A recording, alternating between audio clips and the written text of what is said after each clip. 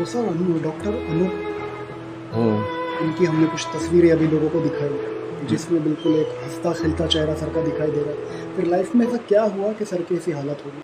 अब ये तो पता नहीं उसके साथ क्या हुआ। वो लातूर में अनेस्थेसिया कर रहा था। अनेस्थेसिया में एमडी चल रहा था, उसका 3rd ईयर था। रात को 12:30 के करीब उसके हेड ऑफ डिपार्टमेंट का फ़ोन आया हमको कि आपका लड़का आईसीयू में एडमिट है, उसके साथ कुछ हुआ है तो आप जल्दी आए। तो हम गए वहाँ पे, तो दूसरे दिन शाम को पहुँचे तो एडमिट था वो। अब वहाँ ऐसा कुछ पता नहीं चला हमको कि उसने क्या किया या उसके साथ क्या हुआ। उन लोगों का कहना है कि उसने खुद सुसाइड अटेम्प्ट किया। वहाँ मेरा पुलिस में बयान भी हो गया उसका, मैंने पुलिस वाले भी आए वहाँ पे। उन्होंने हमको पता चला कि उसके रूम का पंचनामा हो गया। उसके दोस्तों का कुछ पूछताछ हो गई, डॉक्टर से कुछ पूछताछ हो गई, लेकिन ऐसा बाद में ये पता चला कि इसका रिपोर्ट ही नहीं वहाँ पे, उसका रिकॉर्ड ही नहीं है वहाँ पर। यानी लातूर पुलिस स्टेशन में उसका कोई रिकॉर्ड नहीं है या घटनेची नोंद नाही, ऐसा उन्होंने हमको 3 बार लेटर दिए। जबकि उसका हमारे पास MLC नंबर है। हमारे दोनों का बयान हो गया पुलिस चौकी में, लातूर के मेडिकल कॉलेज के पुलिस चौकी में। उन्होंने हमको ये बताया कि ब्लड और यूरिन का हमने औरंगाबाद भेजे टेस्ट के लिए, उसका आने का है ना, वो रिपोर्ट हमको मिला। अब वहाँ 4 दिन हमने रखा तो कोई डायग्नोसिस नहीं हुआ। 4 दिन तक पता चला बाद में MRI वगैरह करने से कि उसके ब्रेन में ब्रेन के जो टिश्यू है वो ख़त्म हो गए। अब वो किसके वजह से हो गए, क्या हो गए, वो कोई बताया नहीं। अब उसने क्या लिया या क्या दिया गया ये भी पता नहीं चला। अब वहाँ पे MRI करने के बाद जब पता चला कि उसका ब्रेन हाइपोक्सिक इंजरी ऐसा वो निदान हो गया, तो वहाँ कोई ब्रेन का डॉक्टर नहीं था। उन्होंने कहा कि हम बाहर से मंगाएंगे। 2 दिन इंतज़ार किया, कोई ब्रेन का डॉक्टर नहीं आया। फिर हमने बोला कि हम उसको नागपुर लेके जाते हैं, तो उन्होंने रेफ़र किया नागपुर मेडिकल कॉलेज। वहाँ पर भी ब्रेन का डॉक्टर नहीं था। तो फिर डॉक्टर प्रमोद गिरी से मिले। उन्होंने भी बोला कि वो केस तो डेंजर है, सीरियस है बहुत लड़का, लेकिन मैं कोशिश करूँगा, लेके आओ। तो वहाँ लेके आए, वहाँ रखे, 21 दिन वहाँ रहा। तो ICU से उन्होंने 10-11 दिन के बाद ICU से बाहर निकल गया, लेकिन जनरल में रखे। तो लेकिन उन्होंने बताया कि नहीं, अब इसका हम इलाज नहीं कर सकते, आप घर पे लेके जाओ। तो तब से लगभग समझो अभी हम घर पे ही कर रहे हैं। 2015 से 7 अगस्त 2015 को ये घटना हुई उसके साथ, रात को हो गई। बाथरूम में उन्होंने हमको बताया कि बाथरूम में था। अब एक लड़के ने हमको ये भी बताया कि भाई वो बाथरूम में ऐसे संडास को बैठते वैसा बैठा था, उसके मुंह से झाग आ रहा था। एक लड़के ने बाद में बताया, बहुत दिनों के बाद, ऐसे हम गए थे वहाँ पे कुछ काम से। रूममेट वगैरह कुछ लोग थे? हाँ, रूम में कुछ नहीं मिला उसके, वो रूम में था भी नहीं उस समय, जब मिला वो रूम में था ही नहीं। अब रूम का पंचनामा हो गया ये पता है हमको, लेकिन हम गए तब तक वो क्या था क्या नहीं, कैसा था क्या नहीं, हमको नहीं मालूम ना, क्योंकि लगभग हम 24 घंटे लेट पहुँचे, तो वो हमको पता ही नहीं चला क्या कैसा क्या हुआ। तो 2015 से अभी 2022 हो गया, तब हाँ। से लेकर अभी तक पुलिस का कोई जवाब ही नहीं? नहीं, पुलिस का जवाब ही नहीं। पुलिस ने तो हमको 3 बार लेटर भेजे, वो मुख्यमंत्री को भेजे कॉपी, उसकी वो SP को भेजे, सबको भेजे कॉपी, वो अपने डीन को भेजे, पुलिस स्टेशन के पुलिस ऑफिसर को भेजे, लेकिन किसी ने भी जवाब नहीं दिया। वकील के थ्रू भी लेटर भेजा मैंने, वकील के थ्रू भी भेजा, लेकिन उसका भी कोई जवाब नहीं दिया। और वो रूम में था, तब उसके HOD को पूछा कि भाई इसके रूम का सामान हम लेके जाते, तो उन्होंने बोला कि नहीं, वो कुछ ज़रूरत नहीं है, बाद में लेके जाना। पर 1 साल के बाद ये मम्मी और उसकी एक चाची गई थी वहाँ पे, तो वो लाख तोड़ के तो उन्होंने रूम दूसरे को दी, और वो सामान कहाँ रख दिया हमको भी पता नहीं। हमने लेटर दिए, उसका भी जवाब नहीं, वो सामान भी कहाँ है वो भी हमको पता नहीं। अब हम क्या बार बार जाते रहेंगे सामान के लिए, और जब भी जाते तब ये नहीं है, वो नहीं है, वो वार्डन नहीं है तो वो कहाँ है वो पता नहीं है, ऐसा कर करके हमको टालते रहे वो लोग, और सामान भी नहीं दिया हमको। तो 2015 से लेकर अब तक मतलब कैसी कैसी परेशानियां फिर उठानी पड़ी? परेशानी तो पूछो मत अभी, वो अब हमारी परेशानी हम ही जानते। परेशानी बनता है, परेशानी बनता है तर वो क्या परेशानी तो अब हमारी हमको ही मालूम। कोई ये 24 घंटे यदि यहाँ अभी भी 24 घंटे यहाँ रहे तो समझ सकता है कि हम किस तरह कर रहे हैं। अभी तो बहुत ठीक है। वैसे एक समय ऐसा था, वो तिरछा वाला फोटो होगा आपके पास, उस समय तो वो रात भर सोता नहीं था, रात भर अकड़ता था, ये साइड उठाता था, उधर प्रेस करता था, और रात भर पसीना पोंछते रहना पड़ता था। उसका pulse high, BP high, sugar down, temperature बढ़ते जाता था। बोल तो अभी भी नहीं रहा ना वो। नहीं, कोई रिस्पांस नहीं उसका, जीरो रिस्पांस है अभी।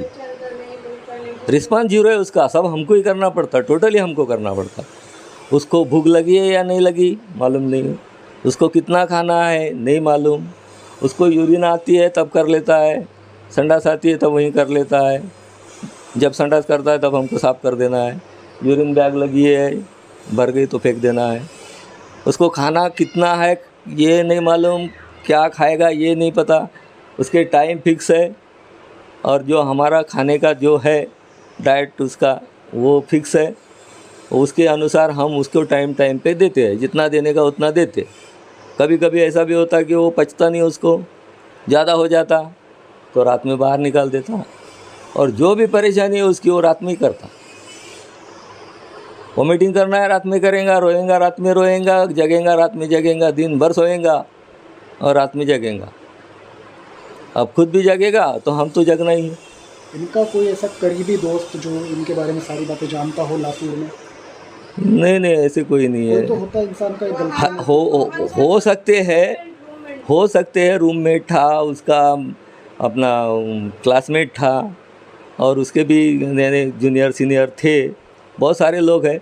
लेकिन ये बात ऐसी है कि मुझे नहीं लगता कोई, हमने बहुत कोशिश की ना इसके बारे में, बहुत पूछा उनको, लेकिन कोई भी बताने को तैयार नहीं है। अब कैसा हो गया मालूम ही नहीं किसी को, यही जवाब देते, हम वहाँ थे नहीं, हम ड्यूटी पे थे, हम यहाँ थे वहाँ थे, हमको कुछ पता नहीं, यही जवाब आता है उनका। नागपुर के हॉस्पिटल्स में लेके गए, आपने किसी डॉक्टर का नाम बताया, तो तब से लेकर अब तक कितने लाख रुपए का मतलब खर्च आ चुका है, और किसी संगठन ने आपकी मदद की वगैरह? टोटली मेरा 70 लाख के ऊपर खर्चा हो गया अभी तक, और मेरे को करीबन 10 से 12 लाख रुपए बाहर से आए। उसके जो उनका ये है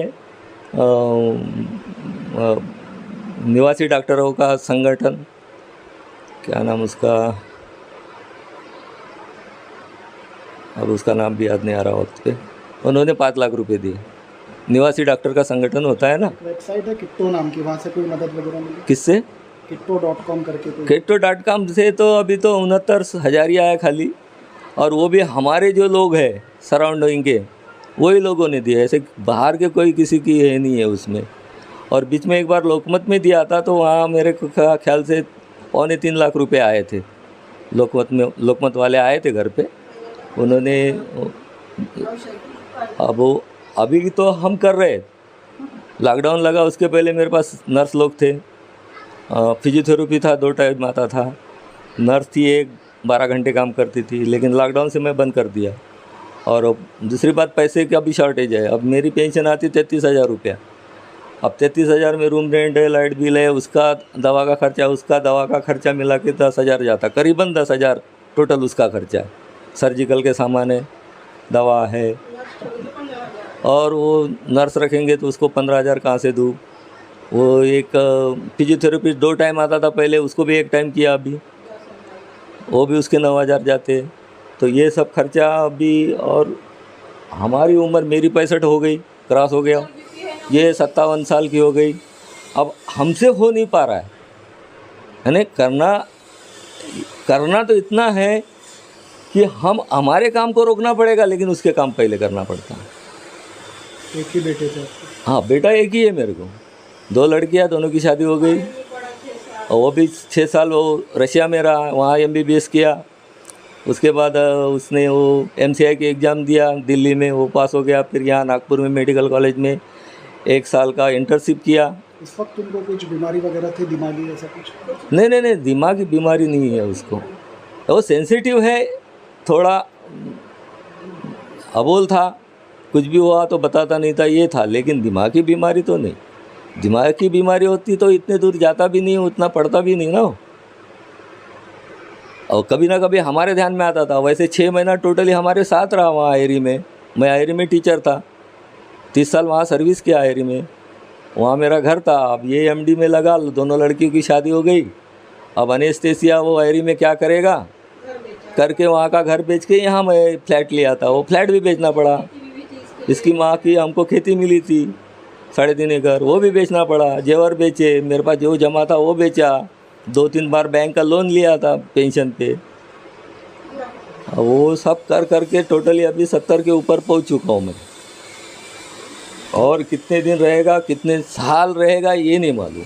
डॉक्टर ने बताया डॉक्टर कोई भी नहीं बताया, कुछ भी नहीं बताया कि क्या इनका इलाज किया जाए, उसके लिए कितना खर्च आने वाला है? अभी। वो टोटल आज के घड़ी में तो मेरे को 50,000 रुपया महीना तो इसी का है, इसका ही 50,000 रुपया है। नर्स, फिजियोथेरेपी और एक हेल्पर, उसकी दवा, ड्राई फ्रूट, ये वो सब मिला के टोटल 50,000 इसी का खर्चा आता है। आएगा यदि करूँगा तो। अब पैसा नहीं इसलिए मैं नहीं कर रहा हूँ, इसलिए वो मदद मैं गुहार किया, तो अभी उसमें भी कुछ निकला नहीं। तो आपके मदद के लिए अगर से कोई संगठन या कोई व्यक्ति आगे आना चाहता है तो हम चाहेंगे आप अपना कोई जीपे नंबर, आपका फ़ोन पे नंबर आपका बताइए, जिसके ज़रिए से आपको मदद कर सके। आपका एड्रेस बताइए। एड्रेस तो यही है अभी फ़िलहाल मेरा। बता दीजिए एक बार, क्या एड्रेस है अपना? एड्रेस है भीमराव गावंडे, केयर ऑफ गणेश बोरकर, फूल वाले बोलते हैं उनको, और 39 द्वारकापुरी, नियर रवि साहू जी भोजनालय, Manewada ring road, Nagpur, 440027 pin code. जी, आपका जीपे में नंबर है आपका, Google Pay number? Google Pay number, Google Pay, PhonePe number ऐसा कुछ? Google Pay, PhonePe number होता है क्या उसका? ये तो एक फ़ोन नंबर होता है जो आपका गूगल पे से कनेक्ट होता है। Phone number 9823741967। एक बार और बता दीजिए। 9823741967। तो अभी तक कोई संगठन मदद के लिए आगे नहीं आया? नहीं नहीं नहीं, वैसे तो अभी तो कोई नहीं आया। अभी उसके दोस्त लोग भी यानी चाहे उतनी मदद नहीं की। अभी इतने सारे डॉक्टर हैं, ज़्यादा से ज़्यादा डॉक्टर लोगों में से मेरे को 4 लोगों ने पैसा भेजा होगा, 4 लोगों ने।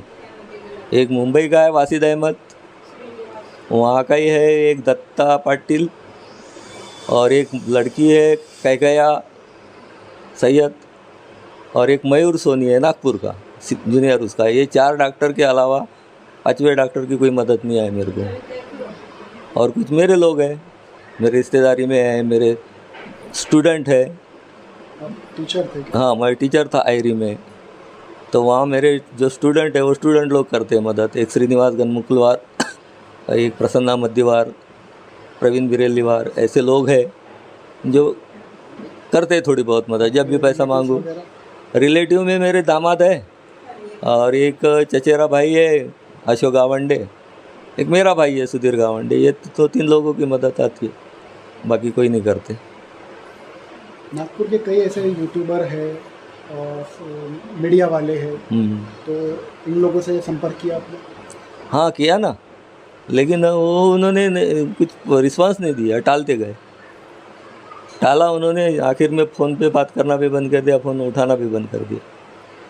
कई सारे न्यूज़ चैनल्स हैं नागपुर के। हाँ, कई सारे, एक दो मिले थे मेरे को, मैंने एक से कंसल्ट किया था, बीबी माजा, उनके ही थे कोई, लेकिन वो नहीं आया, घर पे कभी नहीं आया। नहीं, उन्होंने खुद होकर मेरे से बात की। सोनू सूद को तो जानते हैं आप? हाँ, सोनू सूद को भी जानते हैं, मेरे एक दोस्त के जरिए ट्विटर पे उनको भी डाला गया है। ट्विटर पे भी बहुत सारे लोगों को डाला, राजीव गांधी, शरद पवार, मुख्यमंत्री उद्धव ठाकरे, सुनील केदार, नितिन राउत, सोनू सूद, सलमान खान। कोई रिस्पांस नहीं, किसी का भी कोई रिस्पांस नहीं। ट्विटर पे भी डाला गया है उनको, लेकिन किसी का कोई रिस्पांस नहीं आया। अब वो ऐसी, अभी एक न्यूज़ मेरे वही दोस्तों ने भेजा कि मूल चंद्रपुर मूल रोड पे एक एक्सीडेंट हो गया, 9 लोग मर गए वहाँ पे, तो मुख्यमंत्री ने संवेदना व्यक्त की और हर एक को 5 लाख रुपए की सहायता निधि देने की घोषणा की। तो मैंने यही उस पर लिख कर भेजा कि यहाँ मरने वालों को ही सहायता मिलती है, जिंदा लोगों को नहीं मिलती है। तो सहायता पाना है तो मरना पड़ेगा, और हो सकता है आगे चल के मेरे को भी वही करना पड़ेगा, कोर्ट से परमिशन मांगनी पड़ेगी हम तीनों को, क्या बोलते उसको, मरने की क्या बोलते उसको, हाँ, करने की परमिशन वो हमको दे। क्योंकि अभी मैं हूँ 65 का, अभी कर रहा हूँ, लेकिन कब तक करूँगा मैं, है ना, नहीं होगा ना आखिर तक। अब बाल बच्चे तो एक ही है लड़का, 2 लड़कियाँ, वो तो उनको अपना अपना परिवार है, वो कहाँ से करेंगे।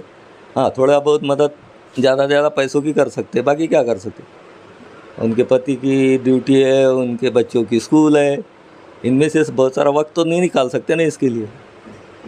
अब हमको एक ही है कि अभी हमको सिर्फ इसकी निगरानी करना है, दूसरों के जरिए हमको काम करवाना, और इसके काम तो करना ही पड़ेगा। जब काम नहीं करेंगे तो वो तो जिंदा ही नहीं रहेंगे।